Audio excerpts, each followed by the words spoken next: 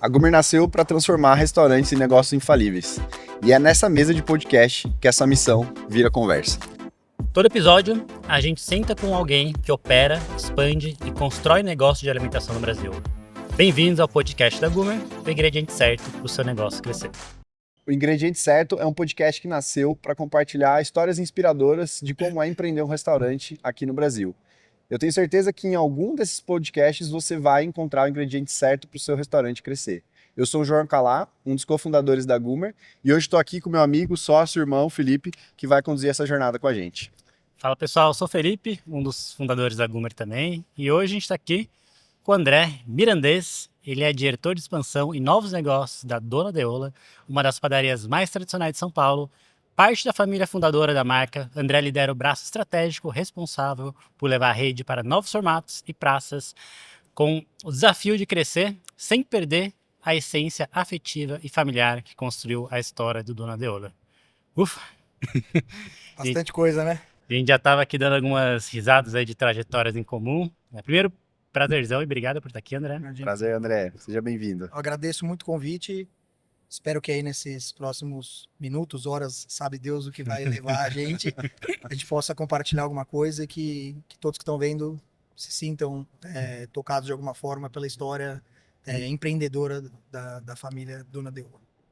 Bom, cara, antes de chegar no Dona Deola, né? Conta um pouquinho da sua história, o que você fez, quais foram as suas bases ali e como é que você voltou, né? Para casa, voltou para Dona Deola. E também o que é Dona Deola. Acredito que quem é de São Paulo conhece com certeza, né? Mas pode ser que alguém não conheça muito bem. Bom, vamos por acho partes. que talvez eu comece falando da Dona Deola, depois eu fale Legal. um pouco de mim.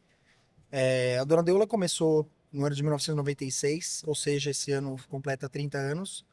Começou como um sonho de três irmãos que são netos da Dona Deolinda, uma portuguesa que veio morar no Brasil muito cedo.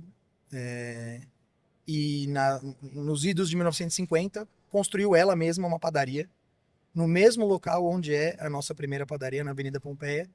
E a padaria dela chamava Padaria Dolar. Padaria Dolar. Ela trabalhou nessa padaria durante 15, 20 anos até formar o seu único filho, Armando, o meu avô, pai dos três sócios fundadores, a saber, a Vera, o Antônio, o Toninho e o Armando são os três sócios da Dona Deola. E o imóvel dessa padaria do lar sempre foi da família, porém ele, depois que a Dona Deola decidiu que não ia mais trabalhar, porque ela que fazia tudo na loja, ela acordava, forneava, fazia tudo e fechava a loja, então foram 15 anos em que ela fez muita coisa e durante muito tempo ela cansou, e quando formou o filho dela engenheiro, que era o sonho dela, que o filho fosse engenheiro, ela falou, bom, minha missão está cumprida, agora eu tenho já alguns imóveis que ela conseguiu adquirir durante esse período, e ela aposentou e pôs para alugar, e o imóvel foi sendo alugado, até que em 1991, 92, eu não sei exatamente, foi alugado para fazer um bar.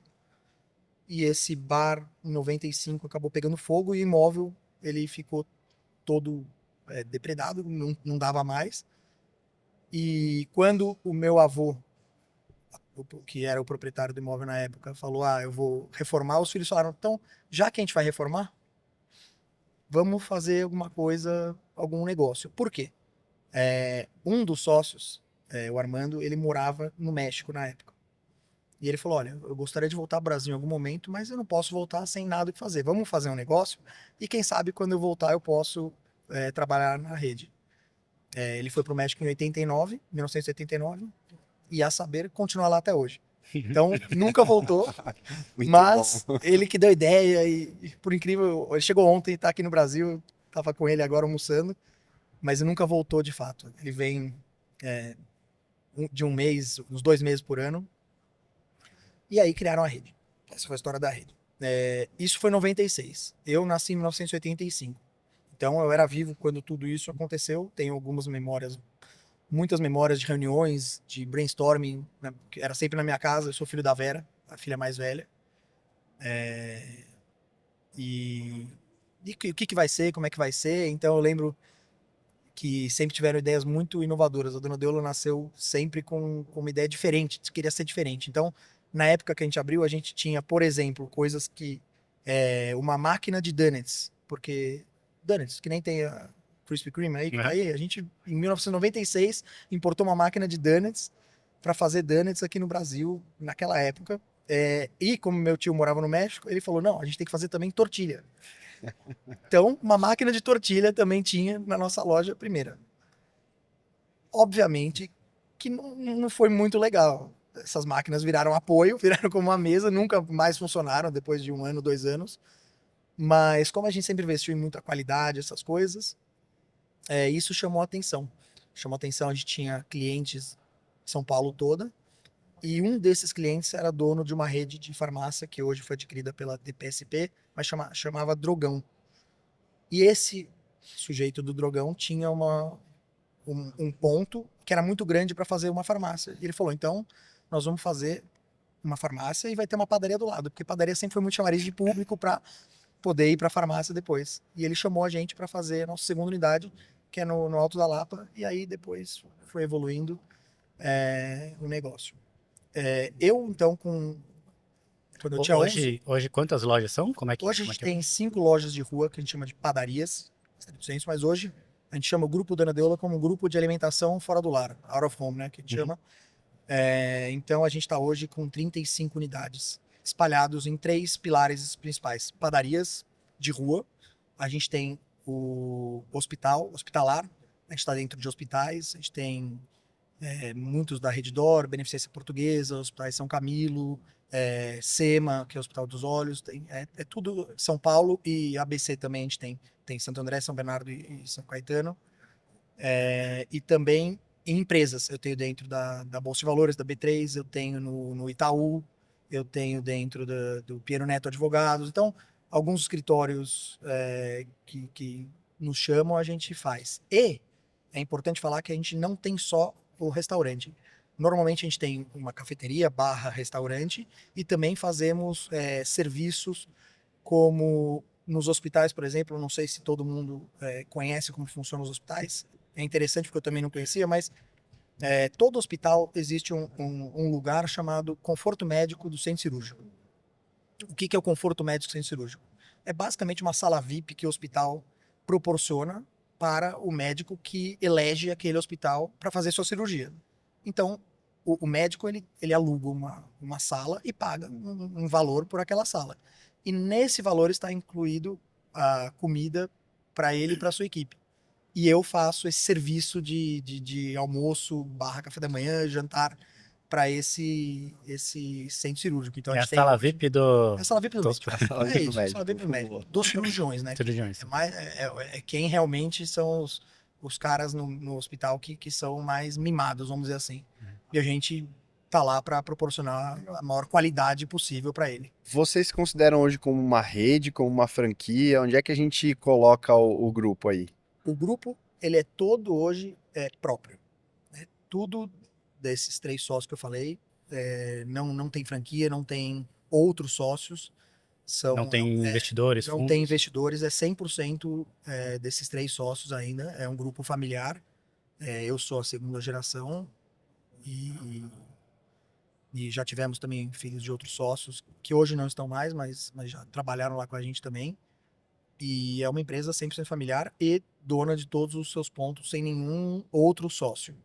Nós temos sim gerentes que cuidam das operações, e também alguns gerentes que são os supervisores de área, vamos dizer assim. Boa. E aí, Cara, conta de você, desde o começo você sabia que um dia voltaria? Conta um pouquinho dessa trajetória.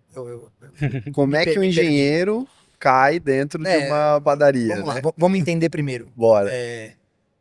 Primeira coisa, quem são os 3 sócios? Os 3 sócios também são engenheiros. Um mecânico, outro de produção e outro fez Exalc, engenharia agrônoma. Quando eu tinha 11 anos, a padaria abriu. Eu estava no ensino fundamental, na época, não sei como chama hoje, mas na época era primário, ginásio. Na minha também. Eu acho que é ensino fundamental hoje que fala. E era um negócio que não era grande. Os meus pais trabalharam em banco, mercado financeiro durante 25 anos, e a minha mãe trabalhou na Editora Abril durante muito tempo, 25 anos também. Ambos sempre no mesmo emprego, tá? Então, quando eu tinha 11 anos, as minhas referências eram essas, eu falei, bom, eu vou entrar em alguma empresa, banco, e vou ficar por 30 anos, fazer carreira, e é isso que eu vou fazer. A padaria ainda era algo muito embrionário, durante os 2 primeiros anos, inclusive, foi bem deficitária, como eu falei, a gente teve investimentos que não foram certeiros, a gente realmente não conhecia muito do ramo, não é problema nenhum falar isso. E então não era algo que fosse, essa é minha trajetória natural, né? Não é que já tinha a segunda, terceira geração, era uma empresa pequena e que talvez não fosse o que eu na época gostaria de fazer. Então eu fui estudando. Quando eu cheguei no vestibular, eu fiz vestibular em 2004, a gente tinha 3 unidades, já estava na terceira unidade, já era um pouco maior, escolhi engenharia. Passei na USP, cursei engenharia ambiental, como você comentou, e, e quando eu me formei, e algo que é interessante, é uma coisa que sempre meus pais falaram, olha, a gente acha que o ideal é você ir trabalhar no mercado mesmo, eu não acho que é ideal você já vir trabalhar no negócio da família. Acho que é bom você aprender um pouco do ramo empresarial, você ser realmente um empregado, funcionário, né? Uma pessoa, para você entender como funciona também. Acho que é engrandecedor. E eu também nunca quis, na época, não é que eu nunca quis, mas eu não queria ir direto também para Dona Deola. Então eu comecei a trabalhar em 2009 na Hipermarcas, que é uma empresa de bens de consumo, Monange, Bozano, esses produtos. Nada a ver com alimentação, né? Na época até tinha, acho que era a, a ET, talvez, que tinha alguma coisa de alimentação, mas nada que fosse correlacionado ao que a gente fazia. E comecei a trabalhar lá. E lá fui crescendo, virei gerente, depois migrei, eu era do escritório, eu fazia planejamento estratégico, e depois migrei para a área comercial. E fiquei lá uns 8 anos. Depois um chefe meu foi para outra empresa, uma empresa multinacional mexicana, por acaso, né? Nada a ver com meu tio. E eu fui trabalhar 2 anos lá. E em 2019, meio de 2019, então estamos falando aí de 10 anos, né? Uhum. Fora do negócio, começou a crescer um pouco mais, bem mais. Acho que em 2012, quando a gente entrou nesse ramo de hospitais, então, porque até 2005 era só padaria. A primeira experiência que a gente teve, que o grupo teve fora de padaria, foi quando a gente tem uma padaria no bairro de Genópolis, em São Paulo, onde tem um hospital chamado Hospital Samaritano, na outra esquina. E eles tinham um restaurante que era operado por alguém, e esse alguém saiu, e os médicos lá sempre iam almoçar na padaria e falavam, vocês precisam fazer esse restaurante, porque a sua comida aqui é muito boa, é muito diferente, né? Não é a gente não fala não é comida de padaria, mas enfim, é uma comida. A gente sempre teve chefes assinando o cardápio, a gente sempre quis fazer uma comida balanceada e uma comida com muitas opções. E sempre com sabor caseiro. Então, sempre a comida de todas as nossas unidades são feitas no local. Não existe nada que é transportado de alimentos. Eu tenho 35 lojas, eu tenho 35 cozinhas. Vocês não têm Não nenhum tenho nada. Central, caramba. Zero. André, até quando vai isso? Não sei. Né? Até Não agora sei. tá funcionando. Até agora é assim e eu posso falar. Quando não for mais, eu não vou mais falar que é assim. Mas hoje é assim que funciona e é assim que a Dona Vera entende que tem que ser o negócio. E aí que está o diferencial. Quando você pergunta qual é o diferencial de Dona Deola para outros players do mercado, é um dos diferenciais que a gente fala, olha, a comida é fresca, é feita aqui na hora e no dia do consumo. Não tem nada que vem... ainda que tenha muita tecnologia já, né, sous vide, essas coisas, tem muita coisa que já dá para fazer, mas se perde 1% de sabor e qualidade, a gente não abre mão desse 1%. Então, é isso. Então, 2012 a gente entrou nesse restaurante, E aí, cara, é engraçado, uma coisa chama a outra. Vem gente do outro hospital, opa, eu quero, chama pra outro, chama pra outro, e aí é um efeito dominó e você vai conhecendo o pessoal do ramo e vai entrando, e aí empresas e, enfim, e assim foi indo. E o crescimento foi, André, vocês planejavam isso? Não. Foi um crescimento que foi. Orgânico. Eu não tenho time comercial. Eu, normalmente, eu recebo convites e eu avalio se vale a pena ou não para ir entrar no bid. Uhum. Não é que eu vou lá e falo, você tem um restaurante aí, posso entrar? Não, não é assim que funciona. Não tem uma prospecção Não comercial. existe Né? prospecção. De novo, não falo isso com orgulho nem com. Só não existe, né? É como é. Legal. As pessoas chegam na gente por frequentar algum restaurante em algum lugar e aí a gente avalia se vale a pena ou não e vamos. E aí você entrou só em 19? Só em meio de 19. Você entrou pro Covid. Então, Vou preparar para a pandemia. muito assim, uma sorte incrível. Brincadeira, gente, é ironia. Sim. Cara, entrei no meio de 19, depois de alguns convites desde 2016, 2015. Mas, cara, convite, não sei como é a família de vocês, mas a minha família é assim, tá jantando, você tem que ir lá, vem trabalhar com a gente. Tá, mas o que você quer dizer com isso, né? O quê? Fazer. Não. Coisa pra A fazer gente tem. decide e tal. Depois a gente vê. Não, mas Só vem. tô casando, você pai daqui a pouco, tal, né? Preciso uma coisa estruturada. Não, relaxa, a gente não vai te deixar na mão. Aí você na Hipermarcas, uma multinacional, já tava Eu acho que bem escalado. a última 10 vez, a última vez que me chamaram foi tipo, a última, acho que se passar mais um tempinho não vai dar mais para bancar. Então, vem agora que é o limite que dá até você virar alguma coisa, vamos dizer, um C-level talvez na empresa e não dê mais para a gente conseguir te trazer. E na época também, assim, à medida que o tempo foi passando e a empresa crescendo, já existia em mim uma vontade, ainda porque os meus irmãos são advogados e a minha irmã agora, inclusive, está trabalhando com a gente já faz 4 meses. Mas meu irmão mais velho, minha irmã mais nova, sou do meio. Meu irmão mais velho nunca fez menção e também não parece que vai vir. Então, no fundo, eu não sei, se sente como uma obrigação, assim, não que falem para você, mas você fala, meu, alguém vai ter que tocar isso aqui daqui para frente, depois, né? Se é que a empresa queira, e eu sei que eles querem sempre manter o controle familiar do negócio, então, cara, é mais do que é uma força que te fala, você vai ter que tocar isso. E assim foi. Então, meio de 2019 eu entrei, veio a pandemia e desde então a gente tá brigando para sobreviver, a verdade é essa. Você foi o primeiro da sua geração a começar a trabalhar Sim, com a família. sim, o primeiro. E acho que isso é muito comum, né, no mercado de restaurantes, uma nova geração começar a assumir, seja restaurantes menores, é que vocês já são uma rede, né? Mas você chega cheio de ideias, chega de pontos a melhorar. E como é que foi esse inicial de tentar quebrar um pouco o que já era estabelecido, ver melhorias? Desanimou um pouco no começo? Como é que você persistiu? Vamos lá. A primeira coisa, o que eu quis fazer quando entrei eu vou entrar para aprender nos primeiros 3, 6 meses. Eu vou sentar, porque a gente tinha vários modelos de negócio, então a gente tinha até um plano, eu ficar um mês numa padaria, ficar um mês em alguma loja de hospital, ficar um mês em alguma loja, entender tudo, não falar nada, não dar nenhuma ideia, só absorver tudo que as pessoas lá, que elas vão te ensinar, né? Os gerentes, todos os colaboradores nossos.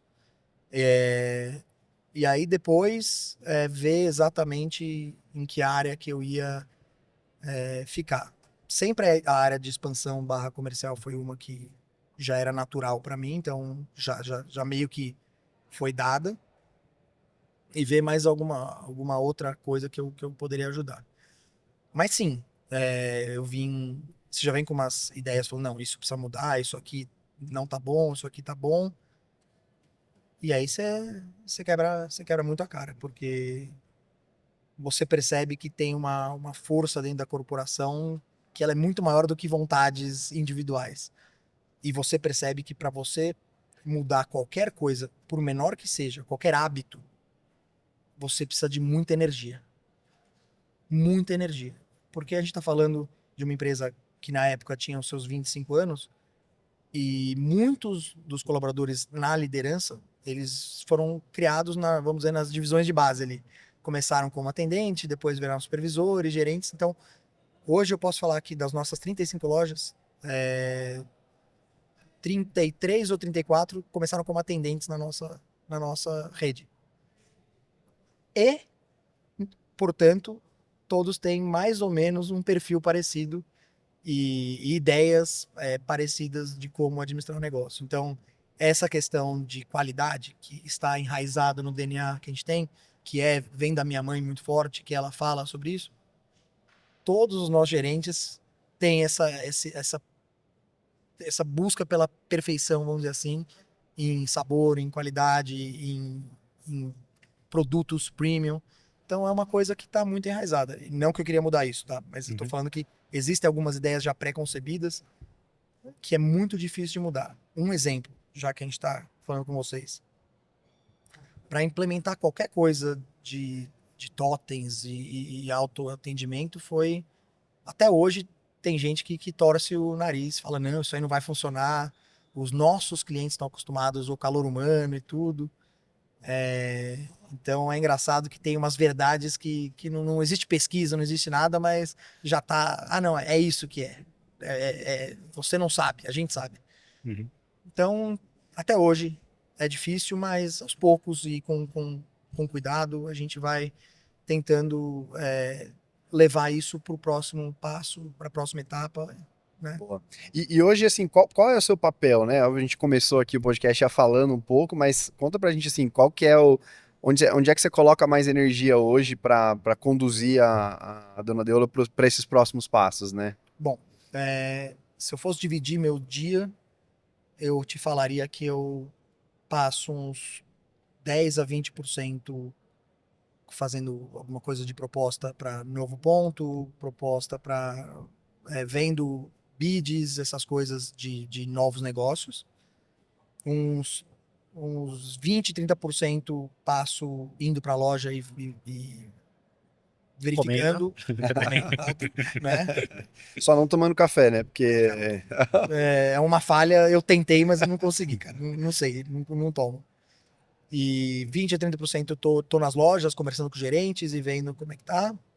Mais uns 25% resolvendo qualquer BO que tem, e tem muitos, seja BO de algum cliente não pagou, cliente grande, a gente tem clientes grandes, Itaú, Redditor, tá, não pagou alguma documentação que precisa.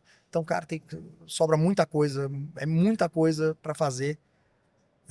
Hoje mesmo, um produto lá que a gente comprou, ele veio, alguma parte não veio apta para consumo, então eu tive que devolver tudo, e eu cuido também, eu gosto de falar muito com o time de compras também, então alguma parte eu também vejo como tá nossas compras, preço, e o resto dos outros 25 eu sou responsável pelo orçamento, então eu faço todo o orçamento, os relatórios gerenciais e análise de desempenho de todas as operações, ver o que precisa fazer, o que não precisa fazer.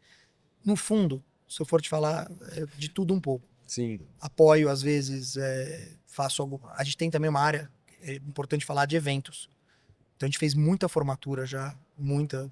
A maior formatura da América Latina a gente fez, que foi da PUC. Pós-pandemia, a gente foi uma formatura para 15 mil pessoas. O buffet completo? Tudo. Completo? Comida toda. E, pasme, feito em loco. Uau. Nada de pré-preparo? Nada de pré-preparo. Tudo feito em loco. 15 mil pessoas. Assim, é um Insanidade. galpão. É um galpão desse tamanho, Só pra cozinhar. só com um monte de cozinheiro nosso. É bem impactante você ver isso. É muita comida, muita mesmo. E essa parte de eventos é recente? Não, esse apartamento desde Antes da 2002. Antes da Desde 2002. pandemia. Quem toca essa é a Dona Vera, a minha mãe. Especificamente, né? Especificamente ela. A gente, por exemplo, faz os camarotes todos da Neoquímica Arena, estádio do Corinthians. Legal. A gente... Putz, já fizemos vários eventos de empresas, vou dar um exemplo, como a OMI, que é uma empresa de software. A gente fez Tecnisa, Ó, ele que aprova budget Pronto, pra gente que Pode fazer a Gumer agora, enfim, aqui, né, Virou faz parte do cliente. cachê, né? Já Faz parte do cachê que vocês me Com prometeram, né? Não precisa nem convencer muito. Não, então e é algo que a gente agora vai explorar um pouco, porque a gente, durante muito tempo, também não teve time comercial. A gente ia por inércia. Um indicava pro outro, quem indicava pro outro. Quando a minha mãe saiu do Abril, ela começou a fazer eventos na Abril, né? Porque ela conhecia as pessoas lá. E aí o buffet tinha uma grande qualidade, tudo. A gente já fez casamento, já fez de tudo um pouco. Na área de alimentação, não tem nada que a gente não tenha feito. E por que vocês não franquearam até então?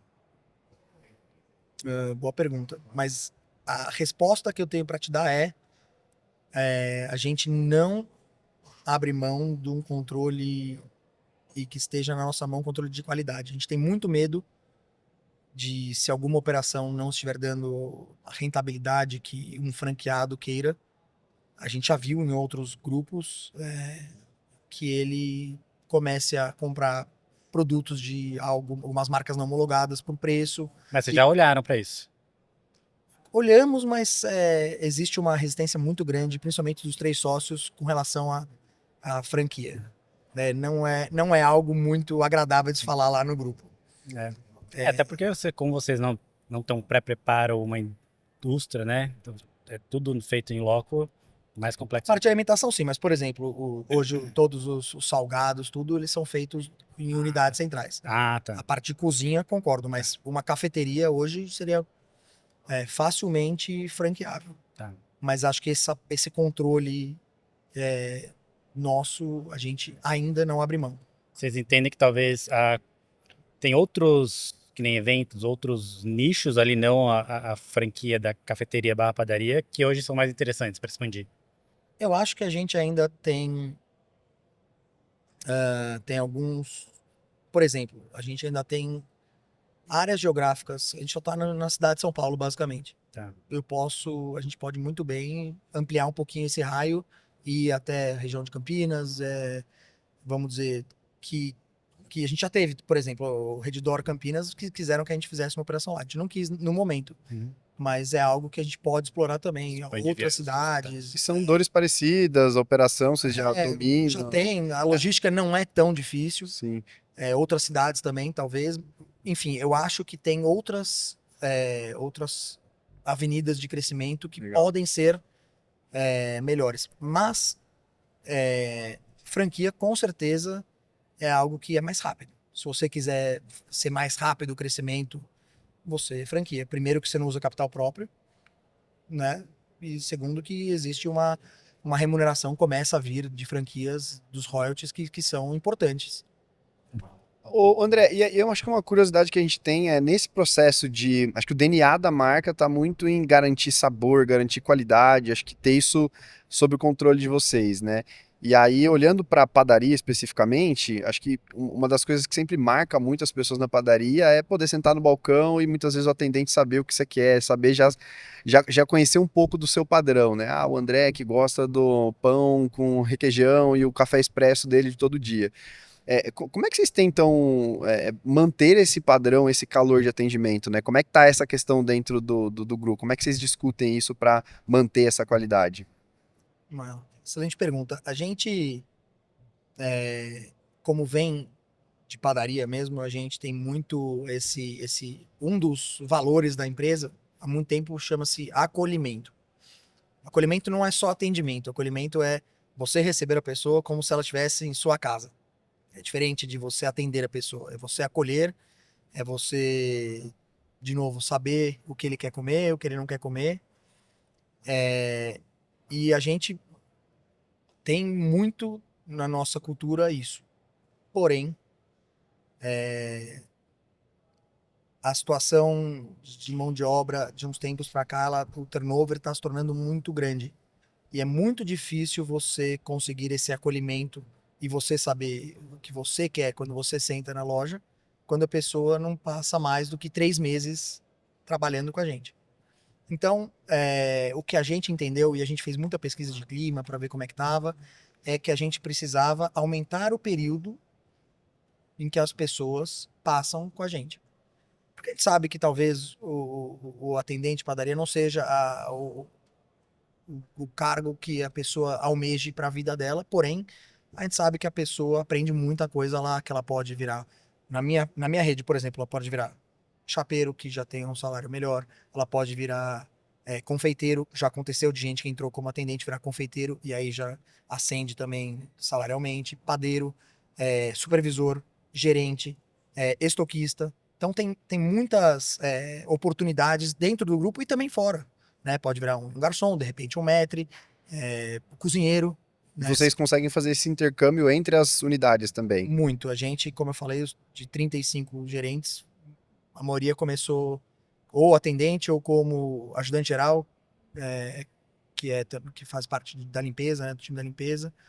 A gente tem gerente que começou como chapeiro também. Então, muita gente que se destaca fazendo sua função e tem interesse em conhecer outras coisas na empresa e tem essa linha de crescimento, mas a gente se depara hoje com um mercado onde o imediatismo ele tá muito rápido, talvez pelas tecnologias que venham desde os anos 2000 aí, as pessoas, eu falo hoje, minha filha, eu vejo elas estão vendo algum programa no YouTube, vamos dizer, entra uma propaganda, elas entram em desespero, não conseguem esperar 5 segundos para clicar no pular. 5 segundos.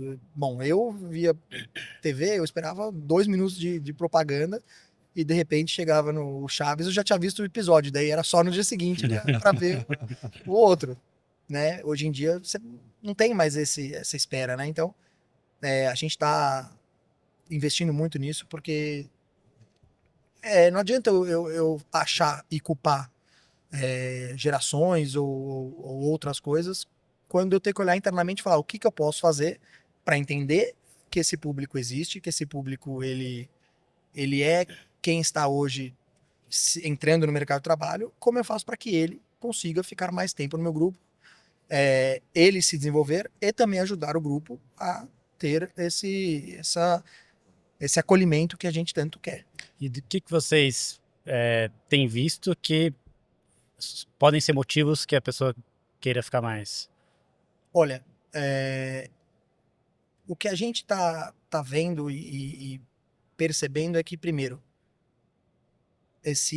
vamos dizer, antigamente eu tinha uma trilha de carreira em que anualmente existia alguma gratificação ou alguma ascensão de cargo.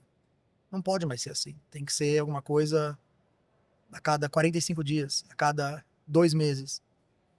Saltos menores, mas mais saltos constantes, para a pessoa perceber que está tendo uma evolução ali dentro.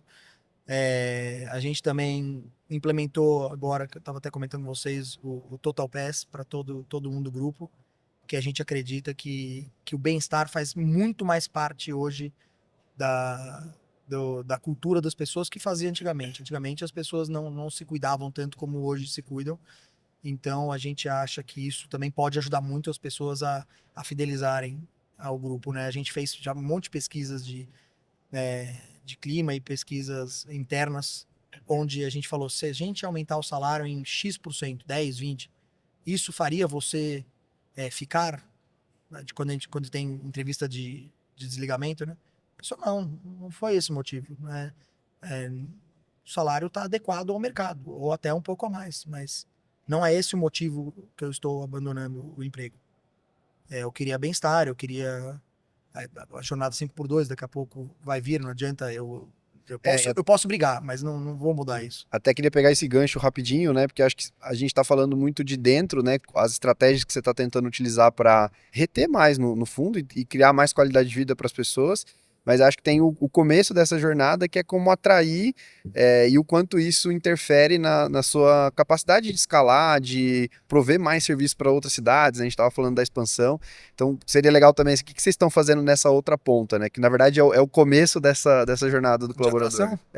Eu acho que a gente... Eu vou dar um exemplo. A gente começou agora em cidades que a gente não atuava. Então, por exemplo, Guarulhos, a gente fez algumas parcerias com alguns sindicatos locais para a gente atrair pessoal.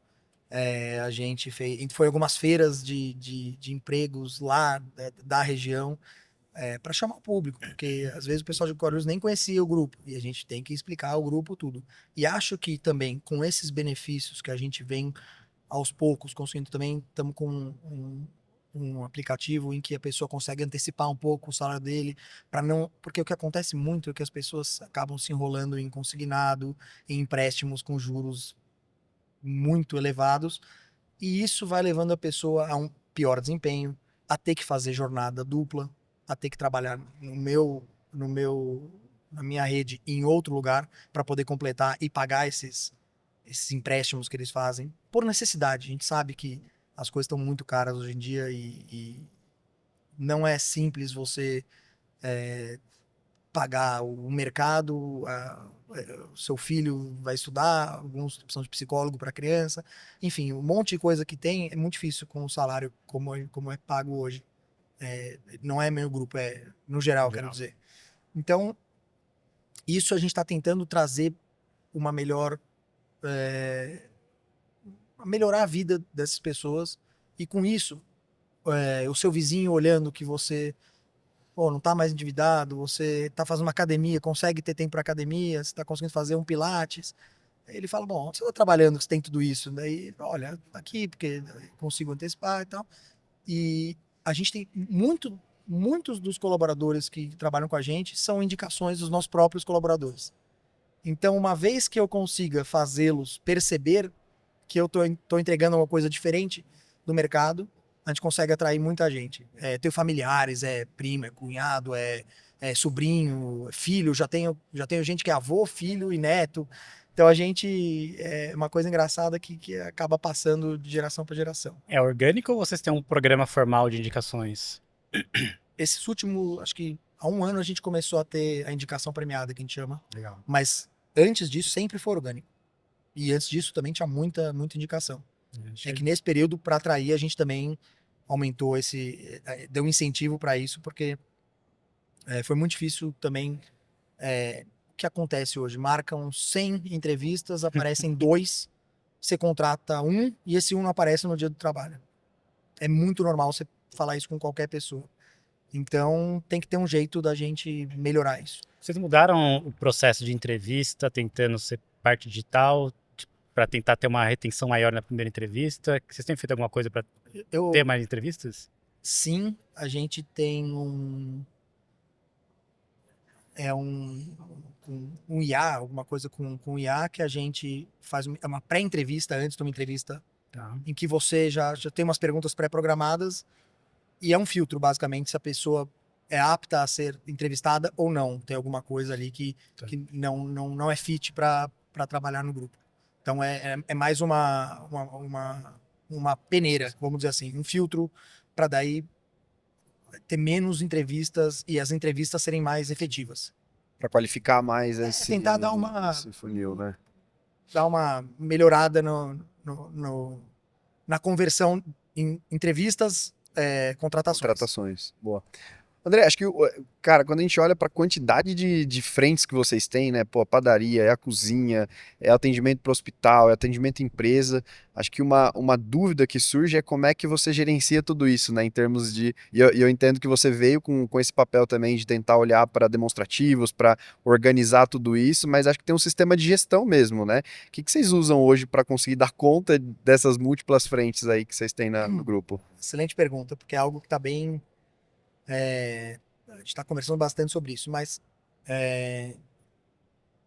a gente tem, em termos de gestão, a gente olha muito claro o DRE, de cada unidade tem seu DRE, cada unidade tem o seu... toda operação minha é única. Eu dificilmente olho para uma operação como parte do grupo. Eu acho que, na nossa cabeça, toda operação tem que ser rentável. Tem que dar sua contribuição para o grupo. A gente não aceita qualquer operação deficitária. Não é algo que a gente quer e não é algo que a gente almeja no grupo. Toda operação tem que ter o seu retorno. Óbvio que tem retornos diferentes entre elas, tem vendas diferentes entre elas, porém todas têm que dar a sua contribuição. A gente, vamos lá, acho que é importante falar como é nosso sistema de gestão. Então, a gente tem um diretor de padarias, ele cuida de todas as 5 unidades, toda padaria tem seu gerente, então tem um head de padarias que cuida das 5 unidades. E eu tenho hoje uma diretora a gente chama de espaços, mas de in-company / hospitais, e ela tem embaixo dela mais 3 gerentes de área regionais, e embaixo dessas gerentes de unidades. Então, tem esse grupo que faz a parte de gestão, de fato, loja, olha para atendimento, toda a parte pessoal, números, compras, rentabilidade, todo esse tipo. E a gente tem, claro, um software de gestão. Não é próprio, mas é uma empresa que a gente é o maior cliente deles. Não é muito conhecido no mercado, chama Brater. E lá a gente faz toda a parte compila todos os dados em que eu uso para fazer os fechamentos. Os fechamentos ainda são em Excel, que eu quero eliminar, assim, nesse ano um dos objetivos, uma das ondas que eu pulei no fim do ano foi essa, e eu vou conseguir. Pior que é difícil eliminar Excel, Nossa, ainda mais agora com a IA, ajudando no Excel, a IA tá absurdo. Né?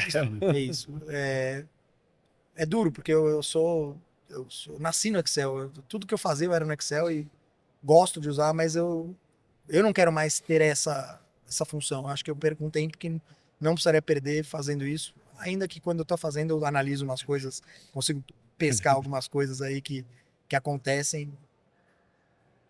Vou dar um exemplo rápido, porque esses dias eu estava vendo a compra de um espaço nosso, é um espaço pequeno, e veio uma nota de hortifruti de R$6.000. Eu falei, mas como é que eu comprei R$6.000 de hortifruti, que normalmente você compra 300, 400? Quando eu fui ver, tinha lá 350 quilos de alface. Era 350 gramas de alface. O gerente, na loucura, recebeu, não viu. Passou pela gerente de área, passou pela diretora. Quando eu fui fazer, eu falei, olha, tá errado, a gente conseguiu reverter, falar com o fornecedor e pegamos em crédito, mas...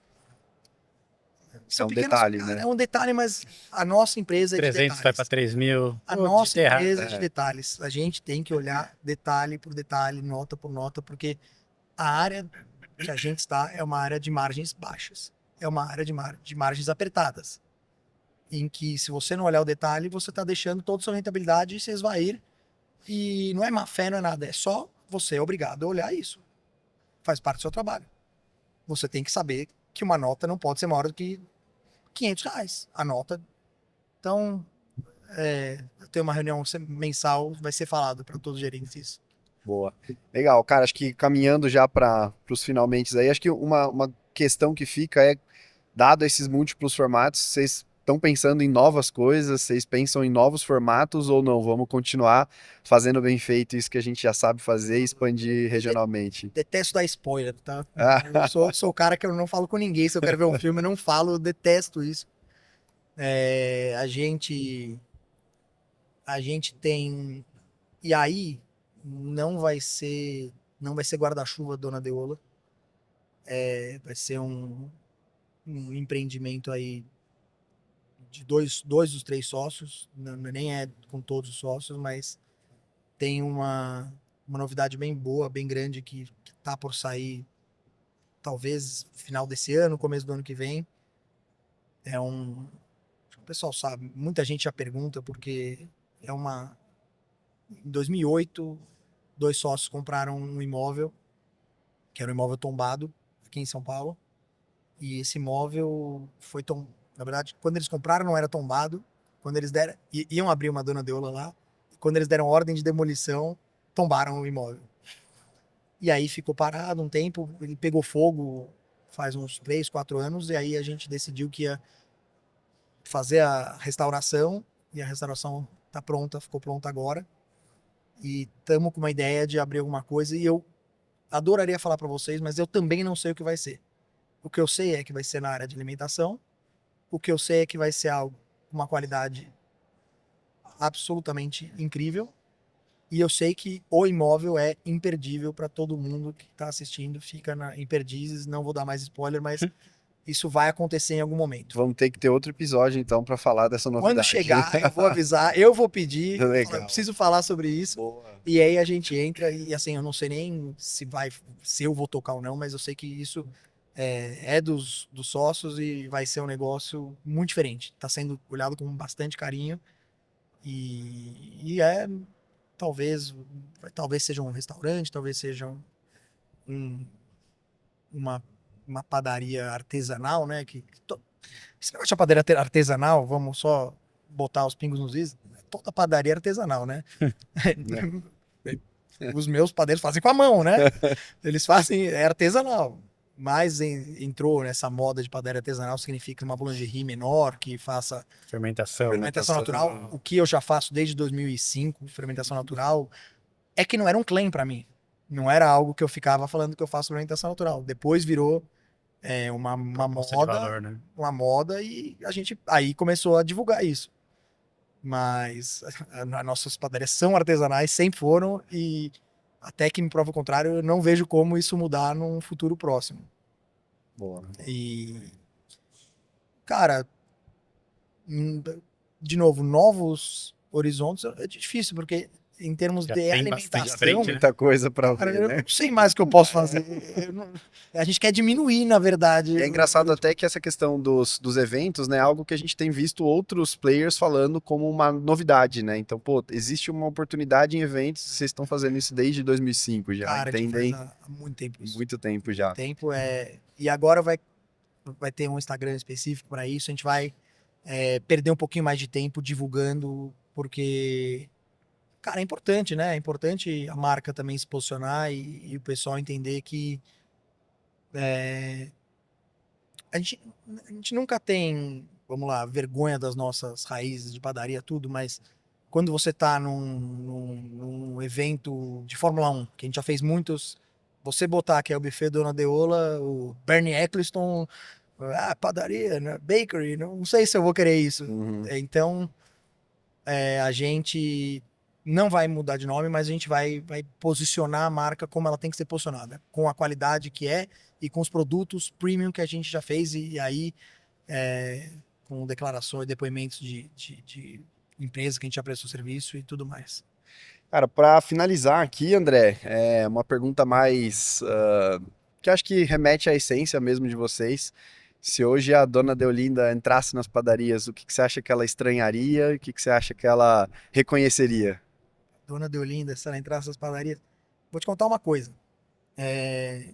Ela faleceu em 98, então ela entrou na padaria de fato. Eu tenho uma foto dela na frente, em 96, na inauguração, ela com os netos, inclusive tem lá no escritório tem essa foto. E a dona Deolinda em si era uma pessoa muito. Vou dar só uma passagem dela que é interessante. Levaram ela no restaurante que já não existe mais, mas era o Antiquários. Era considerado durante muito tempo o melhor restaurante de comida portuguesa em São Paulo e no Brasil. E aí deram uma alheira. A alheira é uma comida típica de Portugal. Falaram, aqui, dona Deolinda, essa aqui é a melhor alheira aqui do Brasil. Daí ela comeu assim, isso não é alheira. Não, isso, cara, não é alheira, ruim. Ela era uma pessoa extremamente rígida. Era uma pessoa que acho que daí que veio todo esse rigor com qualidade que a minha mãe, que é a neta mais velha dela, tem. Então, eu acho que a dona Deolinda ia dar muito puxão de orelha no pessoal. Eu acho que ela ia falar: vocês pegaram minha receita e mudaram a receita. Talvez. Mas eu acho que ela ia ficar muito orgulhosa também de tudo que a gente construiu. E ela e o seu Armando, que é filho dela, que é pai de todos eles. O seu Armando falecido em 2022. E a dona Margarida, que é a mulher dele, mãe da minha mãe, faleceu em 2024. Então, esses viram o crescimento da dona Deola, acompanharam. E era engraçado. Eles sempre estavam nas lojas, todos os dias iam em todas as lojas, puxar a orelha e falar: arruma aqui, arruma ali. Então, é uma coisa que dá bastante orgulho. Acho que eles teriam bastante orgulho, mas com certeza a dona Deolinda ia para trás do balcão, ia pegar e falar, deixa eu fazer aqui para ensinar vocês como faz direitinho, porque isso aqui pode ser muito melhor. Eu acho que ela ia falar isso. Muito bom. André, a gente tem sempre uma última pergunta. O nome do nosso podcast é Ingrediente Certo, né?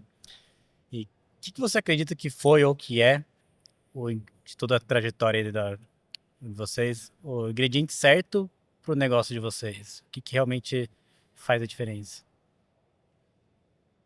Uma coisa? O ingrediente, né? O é uma coisa, né? Eu gosto de responder as perguntas como me são feitas. Eu não gosto de ser advogado. Tivemos já a resposta, pô, mas uma receita não é feita de um ingrediente só, né? Não é feito de ingrediente só, mas quando você vai falar de alguma coisa, o pão, a farinha é o ingrediente. É claro que você tem água, tem outras coisas, fermento e tal, mas qual que é o ingrediente que faz? É a farinha. Então, se eu te falar uma coisa, eu vou falar, pode até ser clichê, mas eu vou falar que é a paixão. A paixão pelo que faz, a paixão por entregar o melhor que se pode entregar, a paixão pelo alimento, a paixão o português. E eu tenho raízes portuguesas. Eu acho que ele prefere ver o outro comendo a sua comida e ficando feliz a ele mesmo comer. Então, essa paixão por alimentar o outro e ver que ele está sendo feliz e está gostando, acho que é isso que fez a gente chegar onde a gente chegou. É isso que move a gente todo dia e é isso que ficou no DNA da marca. Acho que no fim do dia, quando a pessoa entra na Dona Deola, ela pode ter algum atendimento que talvez não seja o ideal por algum motivo, mas ela vai ter a certeza que ela vai se alimentar com alimentos de qualidade, que vai comer muito bem e que não vai passar mal depois. Então acho que isso é importante. Hoje a gente serve muitas toneladas de comida por dia. E ia ser difícil eu dormir tranquilo se eu não soubesse de todo o cuidado que a gente tem com o que a gente serve para todos os nossos clientes todos os dias. Mais de 12 mil clientes diários. Comandas, eu quero dizer, né? Porque pessoas, normalmente, vai você e sua esposa, às vezes só paga uma comanda. Legal. Muito bom. Muito bom, André. Pô, brigadão. Obrigado pela abertura, né, de trazer com tantos detalhes cada processo, cada experiência que vocês tiveram. Foi um prazer enorme, vida longa aí pro grupo. Espero que a gente possa ter você de novo aqui com a gente para contar mais histórias, para falar mais sobre as empreitadas aí. Eu acho que você vai ser um cara que vai ficar por muito tempo no mercado. Então, obrigado por estar com a gente aqui. Olha, André. Aí, valeu, cara. Obrigado. Gente, eu que agradeço aí o convite. Espero que alguma coisa eu possa ter passado aí para todos que estão nos ouvindo. Não sei se serão muitos, não sei se vai viralizar. Espero não ter falado nenhuma gafe para viralizar, né? Normalmente viraliza o lado negativo, né? O lado positivo. Mas, cara, tô à disposição. Convido vocês para ir nos visitar aqui na Avenida Pompeia, em todas as nossas unidades. E, cara, é um prazer para mim falar da família. Isso, no fim, eu falo da família, né? É falar da história da família, porque não tem um almoço, um jantar que hoje a gente não vai falar de trabalho e de repente tá todo mundo discutindo, porque o gerente vai para B, vamos fazer isso. Não tem jeito. Não tem jeito. E quem não é do grupo fica perdido lá. Dá pra vocês pararem de falar disso? Tem uma vaguinha pra mim? Pô, eu não quero saber o que tá acontecendo. Boa. Mas é isso, gente. Muito obrigado. Valeu. Bom, Obrigado, André. obrigado, André. Valeu.